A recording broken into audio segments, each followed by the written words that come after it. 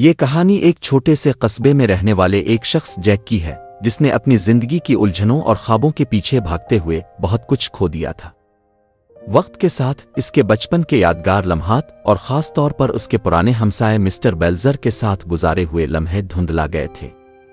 College career اور زندگی کے تیز بہاؤ میں وہ مصروف ہو گیا تھا اور زندگی کی دوڑ نے اسے اس قدر جکڑ لیا تھا کہ وہ اپنے ماضی کی خوشبو بھول چکا تھا۔ جیک کا بچپن ایک سادہ سے گھر میں گزرا تھا جہاں اس کے والد اور ماں نے بڑی محبت اور محنت سے اسے پالا تھا۔ جب جیک کم عمر تھا اس کے والد کا انتقال ہو گیا اور اس کی ماں اسے اکیلے ہی پال رہی تھی۔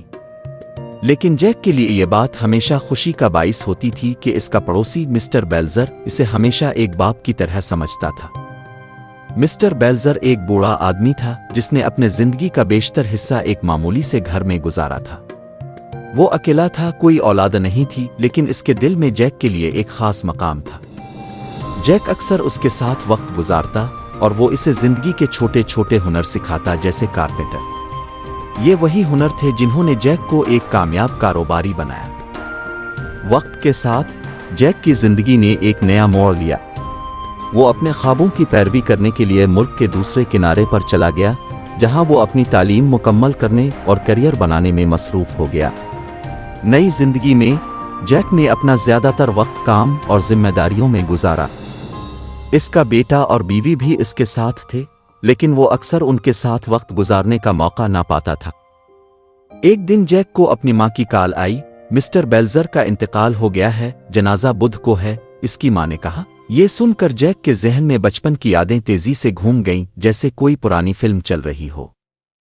جیک، تم نے سنا؟ ماں نے کہا۔ ہاں ماں، سنا، جیک نے کہا، لیکن اس کے دل میں ایک عجیب سا خالی پن تھا۔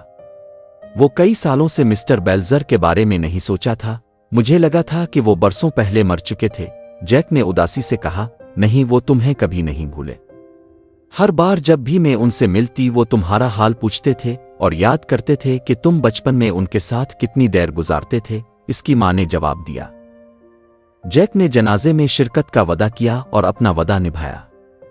جنازہ چھوٹا تھا کیونکہ مسٹر بیلزر کے زیادہ رشتہ دار نہیں تھے۔ جنازے کے بعد جیک اور اس کی ماں نے مسٹر بیلزر کے پرانے گھر کا دورہ کیا۔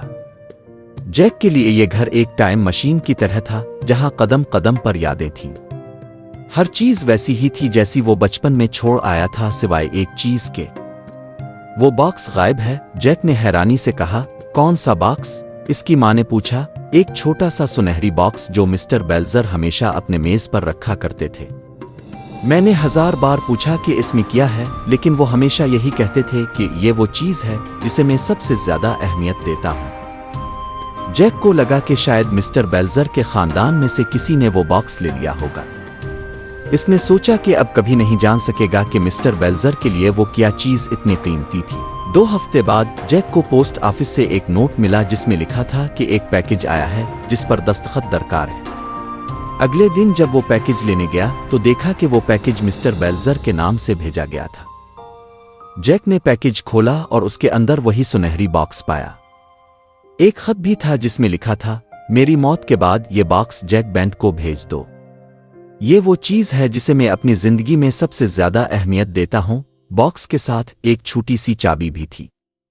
جیک کے دل کی دھڑکن تیز ہو گئی اور آنکھوں میں آنسو آ گئے۔ اس نے باکس کو احتیاط سے کھولا۔ اندر ایک خوبصورت سنہری گھڑی تھی جس کے اوپر جیک کا نام کندہ تھا۔ جیک، تمہارے وقت کا شکریہ، یہ وہ الفاظ تھے جو گھڑی پر لکھے تھے۔ جیک نے چند لمحے گھڑی کو تھامے رکھا، پھر اپنے دفتر کو کال کی اور اگلے 2 دن کے لیے اپنی تمام میٹنگز منسوخ کر دیں۔ کیوں؟ اس کی اسسٹنٹ نے پوچھا۔ مجھے اپنے بیٹے کے ساتھ وقت گزارنا ہے۔ اور ویسے جینیٹ، تمہارے وقت کا شکریہ۔ جیک نے اپنی زندگی میں یہ سیکھا کہ وقت ہی وہ سب سے قیمتی چیز ہے جو کسی کو دی جا سکتی ہے۔ مسٹر بیلزر نے یہ سبق اسے اس چھوٹی سی گھڑی کے ذریعے دیا۔ وہ وقت جو جیک نے بچپن میں مسٹر بیلزر کے ساتھ گزارا تھا، وہی مسٹر بیلزر کی زندگی کی سب سے بڑی دولت تھی۔